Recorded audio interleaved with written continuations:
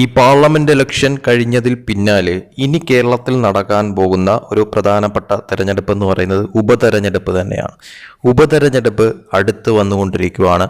തെരഞ്ഞെടുപ്പ് ശരിക്കും ഏറ്റവും കൂടുതൽ ഉറ്റുനോക്കുന്ന ഒരു സ്ഥലമെന്ന് പറയുന്നത് പാലക്കാട് തന്നെയാണ്. കാരണം പാലക്കാടിൽ വരാൻ പോകുന്നത് ഒരു ത്രികോണ പോരാട്ടമായതുകൊണ്ട് തന്നെയാണ് ഏറ്റവും കൂടുതൽ ശ്രദ്ധ പാലക്കാട്ടിലേക്ക് പോകുന്നത്. പാലക്കാട് BJP അതുപോലെ തന്നെ കോൺഗ്രസ് CPM ഒരുപോലെ സ്വാധീനമുള്ള ഒരു സ്ഥലമായി മാറിക്കഴിഞ്ഞിരിക്കുന്നു. BJPക്ക് ഏറ്റവും കൂടുതൽ സ്വാധീനമുള്ളതും അവിടെ കഴിഞ്ഞ പ്രാവശ്യം 2ാം സ്ഥാനത്ത് വന്ന പാർട്ടിയുമാണ് BJP എന്ന് പറയുന്നത്. അപ്പോൾ തീർച്ചയായിട്ടും പാലക്കാട് വലിയ തോതിലുള്ള മത്സരം കാഴ്ചവെക്കാനായിട്ട് സാധിക്കുമെന്നുള്ള കാര്യത്തിൽ യാതൊരു സംശയവുമില്ല. അതോടൊപ്പം തന്നെയാണ് പാലക്കാട്ടിൽ ഈ പറയുന്ന കോൺഗ്രസ് അതുപോലെ തന്നെ LDFന് ഒരു മുഴം മുന്നേ BJP കാര്യങ്ങൾ അവിടെ നീക്കുന്നത്, അല്ലെങ്കിൽ കാര്യങ്ങൾ വളരെ ഗൗരവത്തോടു കൂടി ആ സീറ്റ് പിടിക്കണമെന്ന തോതിൽ തന്നെ ഉള്ള നീക്കങ്ങൾ BJP ഇതിനോടകം തന്നെ ആരംഭിച്ചു കഴിഞ്ഞിരിക്കുന്നത്.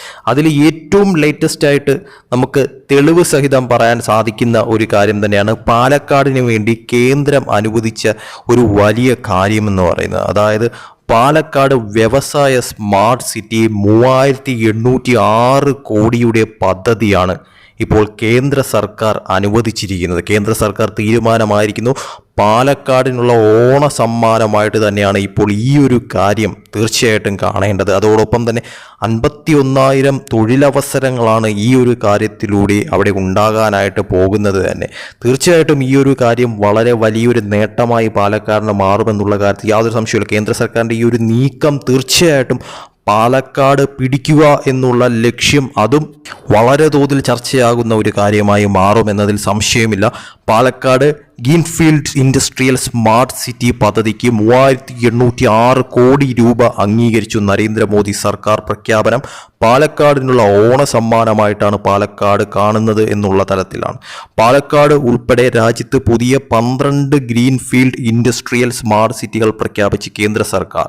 രാജ്യത്തെ വ്യവസായ ഇടനാഴികളെ തമ്മിൽ ബന്ധിച്ച് രാജ്യത്താകെ സ്ഥാപിക്കുന്ന 12 സ്മാർട്ട് സിറ്റികളിൽ ഒന്നായ Palakkad greenfield industrial smart city പദ്ധതിക്കായി 3806 കോടി രൂപയാണ് ചെലവ് കണക്കാക്കുന്നത്.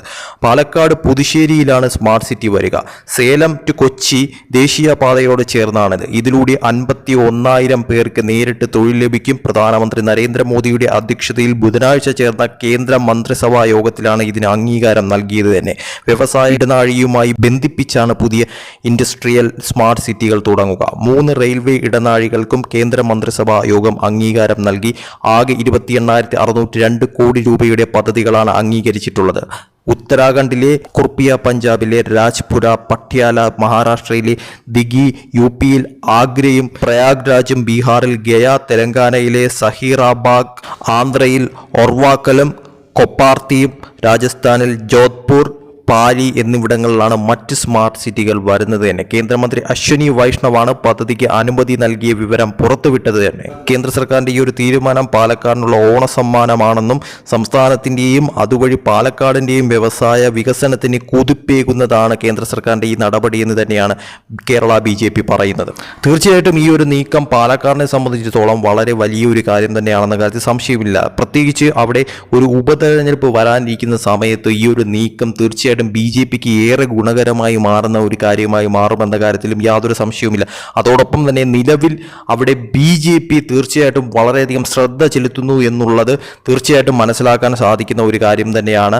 അതിന് കൂടുതൽ വ്യാപ്തി നൽകുന്ന ഒരു കാര്യം തന്നെയാണ് ഇപ്പോൾ നടന്നിരിക്കുന്ന ഈ ഒരു നീക്കം എന്ന് പറയുന്നത്. തീർച്ചയായിട്ടും അവിടെ ഇനി ആരായിരിക്കും സ്ഥാനാർത്ഥിയായിട്ട് വരിക, അവിടെ തീർച്ചയായിട്ടും BJP ഇത്രത്തോളം ശ്രദ്ധ കേന്ദ്രീകരിക്കുന്ന ഒരു സ്ഥലമായതുകൊണ്ട് തന്നെയും BJPക്ക് വളരെയധികം സ്വാധീനമുള്ള ഒരു സ്ഥലമായതുകൊണ്ട് തന്നെയും തീർച്ചയായിട്ടും ഒരു സർപ്രൈസ് എൻട്രി അവിടെ പ്രതീക്ഷിക്കാവുന്ന ഒരു കാര്യം തന്നെയാണെന്ന കാര്യത്തിൽ യാതൊരു സംശയവുമില്ല.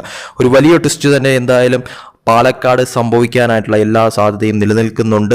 തീർച്ചയായിട്ടും അവിടെ പല പേരുകൾ തന്നെയാണ് ഇതിനോടകം തന്നെ കേട്ടിരുന്നതും. അതിൽ തീർച്ചയായിട്ടും എടുത്തു പറയേണ്ട പേരുകൾ തന്നെയായിരുന്നു സന്ദീപ് വാര്യരുടെ പേരും, അതുപോലെ തന്നെ ശോഭാ സുരേന്ദ്രൻ്റെ പേരും, അതുപോലെ തന്നെ അവിടുത്തെ കൃഷ്ണകുമാറിൻ്റെ പേരും ഒക്കെ തന്നെ. ഇവരുടെ ആരുടെയും പേരും ഇതുവരെയും കൺഫേം ചെയ്ത് പറഞ്ഞിട്ടില്ല എന്നുള്ളതും ഒരു വസ്തുതാപരമായിട്ടുള്ള ഒരു കാര്യം തന്നെയാണ്. അതുകൊണ്ട് തന്നെ അവിടെ വരുന്ന സ്ഥാനാർത്ഥി ആരെന്നുള്ളത് BJPയെ സംബന്ധിച്ചിടത്തോളം വളരെയധികം നിർണായകം തന്നെയാണ്. കാരണം ആരെങ്കിലും ഒരു വ്യക്തിയെ കൊണ്ട് അവിടെ നിർത്തി നിർത്തി മത്സരിപ്പിച്ചിട്ട് യാതൊരു കാര്യവുമില്ല എന്നുള്ളത് BJPക്ക് വളരെ വ്യക്തമായിട്ട് അറിയാവുന്ന ഒരു കാര്യം തന്നെ. അതുകൊണ്ട് ജനങ്ങൾക്കിടയിൽ അത്രത്തോളം സ്വാധീനമുണ്ടാക്കുന്ന ഒരു വ്യക്തി തന്നെ തീർച്ചയായിട്ടും അവിടെ വന്ന് മത്സരിക്കേണ്ടത് അനിവാര്യമായിട്ടുള്ള ഒരു സാഹചര്യമാണ്. അതോടൊപ്പം തന്നെയാണ് BJP അവിടെ വളരെ വലിയ തോതിലുള്ള നീക്കങ്ങൾ നടത്തുന്നതും ഇതുപോലുള്ള വലിയ പദ്ധതികൾ അവിടെ വരുന്നത് തീർച്ചയായിട്ടും BJPയെ സംബന്ധിച്ചിടത്തോളം വളരെ വലിയ നേട്ടമുണ്ടാക്കുന്ന ഒരു കാര്യം തന്നെയാണ്. അതോടൊപ്പം തന്നെ ഉപതെരഞ്ഞെടുപ്പ് വന്നിരിക്കുന്ന ഈ ഒരു സാഹചര്യത്തിൽ ഒരു സ്ട്രോങ് ആയിട്ടുള്ള സ്ഥാനാർത്ഥിയെ തന്നെ അവിടെ നിർത്തുക, പാലക്കാട് ഇനി വരാൻ പോകുന്ന നിയമസഭാ തിരഞ്ഞെടുപ്പിന് മുന്നേ തന്നെ ഒരു സീറ്റ് പിടിച്ചെടുത്തുകൊണ്ട് ഒരു MLA നിയമസഭയിലേക്ക് എത്തിക്കുക എന്നുള്ള ലക്ഷ്യത്തിലേക്ക് തന്നെയാണ് BJPയുടെ നിലവിലത്തെ നീക്കങ്ങൾ എന്ന് പറയുന്നത്. പാർലമെന്റ് തെരഞ്ഞെടുപ്പിൽ വളരെ വലിയൊരു നേട്ടം ഉണ്ടാക്കിയെടുക്കാൻ സാധിച്ച BJPക്ക് അത് തുടരാൻ തന്നെയാണ് ഈ ഒരു ഉപതെരഞ്ഞെടുപ്പിലും BJP ഉദ്ദേശിക്കുന്നതും. അതിന് ഏറെ സാഹചര്യം അനുകൂലമായിട്ടുള്ള ഒരു സ്ഥലമെന്ന് പറയുന്നത് പാലക്കാടാണ് BJPയെ സംബന്ധിച്ചിടത്തോളം. ആ പാലക്കാട് പിടിച്ചെടുത്ത് കഴിഞ്ഞാൽ പിന്നെ കേരളത്തിൽ ഒരു മാറ്റമുണ്ടാകുന്ന തരത്തിലേക്ക് മാറാനായി BJPക്ക് സാധിക്കുമെന്നുള്ള തലത്തിലേക്ക് BJPക്ക് എത്തിപ്പെടാൻ പറ്റുമെന്ന് തന്നെയാണ് BJP വിശ്വസിക്കുന്നത്. തൃശ്ശൂരിൽ അത് സാധ്യമാക്കി. ഇനി പാലക്കാടാണ് BJP ഈ ഉപതെരഞ്ഞെടുപ്പിൽ ലക്ഷ്യമാക്കുന്ന സ്ഥലമെന്ന് പറയുന്നത്. അതിന് കേന്ദ്രത്തിന്റെ എല്ലാവിധ പിന്തുണയും ഉണ്ട് എന്നുള്ളതും വളരെയധികം വ്യക്തമാണ്. എന്തായാലും നിലവിൽ UDFനും അതുപോലെ തന്നെ LDFനും തലവേദനയാകുന്ന തരത്തിൽ പലതരം നീക്കങ്ങൾ പാലക്കാട് BJPയിൽ നിന്ന് സംഭവിക്കുന്നുണ്ട്. അത് തീർച്ചയായിട്ടും BJPക്ക് ഗുണകരമാകുമോ ഇല്ലയോ എന്നുള്ളത് കാത്തിരുന്ന് കാണേണ്ട ഒരു കാര്യം തന്നെയാണ്. അതോടൊപ്പം തന്നെ അവിടുത്തെ ആ ഒരു സർപ്രൈസ് സ്ഥാനാർത്ഥി, ആ ഒരു ടെസ്റ്റ് BJP എപ്പോൾ പൊളിക്കുമെന്നുള്ളത് തന്നെയാണ് ഏവരും കാത്തിരിക്കുന്ന ഒരു കാര്യമെന്ന് പറയുന്നത്. നമ്മൾ കേട്ട പേരുകൾ തന്നെ ആയിരിക്കുമോ, അതിലാരെങ്കിലും തന്നെ ആയിരിക്കുമോ അവിടെ വരുന്നത്, അതോ അവരെല്ലാം മറികടന്നുകൊണ്ട് പുതിയൊരു സ്ഥാനാർത്ഥി BJPക്കായി അവിടെ മത്സരിക്കുമോ? അതോടൊപ്പം തന്നെ BJPക്ക് ഏറെ സ്വാധീനം നിറഞ്ഞ ഒരു സ്ഥലത്ത് BJPക്ക് ഇത്തവണ, കഴിഞ്ഞ തവണ 2ാം സ്ഥാനത്തെത്തിയ BJPക്ക് ഇത്തവണ അത് മറികടന്നുകൊണ്ട് 1ാം സ്ഥാനം നേടാനായിട്ട് സാധിക്കുമോ? അവിടെ നിന്നൊരു MLA BJPക്ക് ഇത്തവണ ഉണ്ടാകുമോ എന്നുള്ളത് കണ്ടു തന്നെ അറിയണം.